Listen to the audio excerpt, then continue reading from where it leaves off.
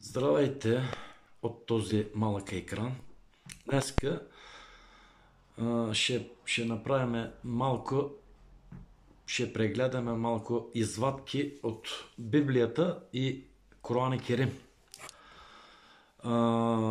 Преди хиляди години, колко хиляди не се знае точно, по времето на фараоните в Египет, когато са живяли фараоните, фараона по едно време почнал да се мисли, че е господар над всички, че е господар.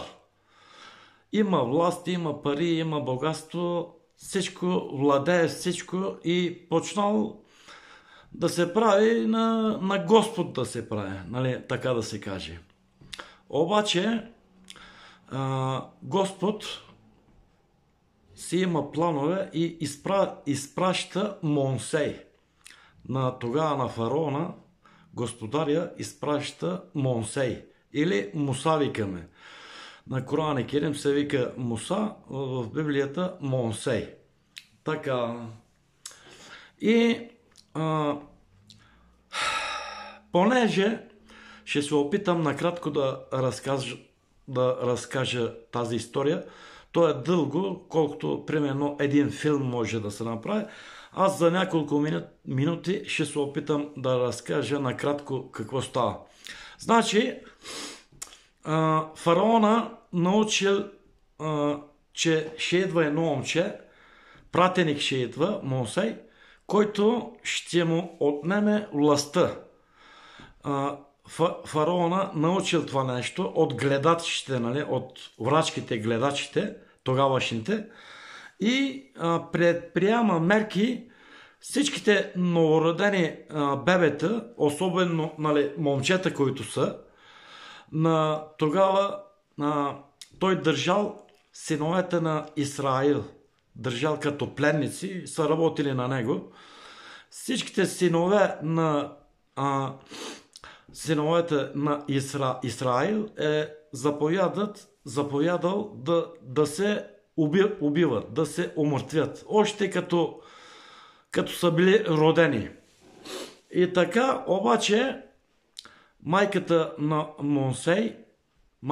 Моисей ражда, нали, Моисей и Господ казва, сложи го в едно кошче, пусни го в реката и се доверявай на мене.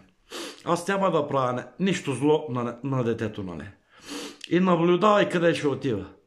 И пуска, нали, майката на Моисей бебето си в реката и го наблюдава. И то отива право в ръцете на фараонката.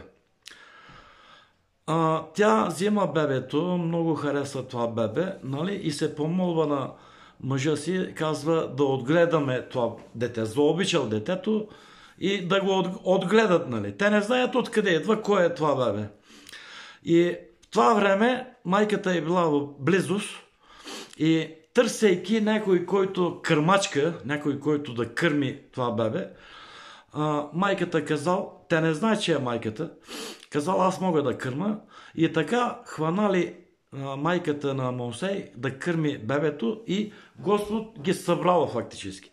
И така Моисей пораснало, станало, нали, голям, 20-30 годишен, нали, точно колко не знам, и идва откровение от господаря. Казва, господаря говори единствено от пророците с Моисей. Казва директно, аз съм твоят господар, нали, каквото ти казвам, трябва да изпълняваш. Отивай при фараона и му кажи, че Господ е единствен. Аллах, наричайте както искате. Господ е единствен. Той не е Господ, той е от създанията на господаря. Господ каквото каже, може да го направи. Той може да умъртви или да дава живот. Кажи му да вярва в Господ и да изпълнява неговите закони. И Моисей отива при фараона, заедно с брат си. Той се помолва на Господ, казва, аз сам не мога, изпрати моят брат Харун, с него отиват при фараона.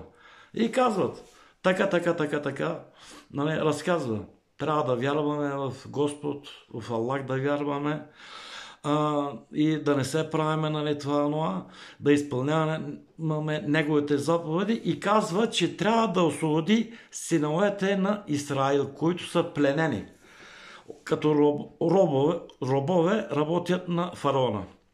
Фараона естествено отказва да изпълни тая молба на Моисей, и после много пъти много чудеса се случват на главата на фараона, много трудности се изсипват. Той винаги обещава, че ще повярва в Господ, обаче винаги лъже. И накрая, накратко да казваме, накрая Моисей отива с неговите хора, с синовете на Израел, и, нали, като се отвори морето, Господаря отваря път в морето, те преминават. И фараона след тях се опитва да ги унищожи, да ги убие, нали. След тях отиват.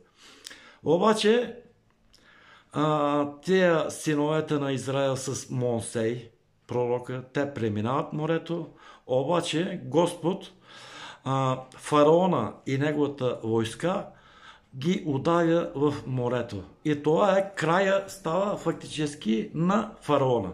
Така. Защо казвам всичко това? Защото в днешно време също като фараона има някои хора, които се мислят за господари на тая земя.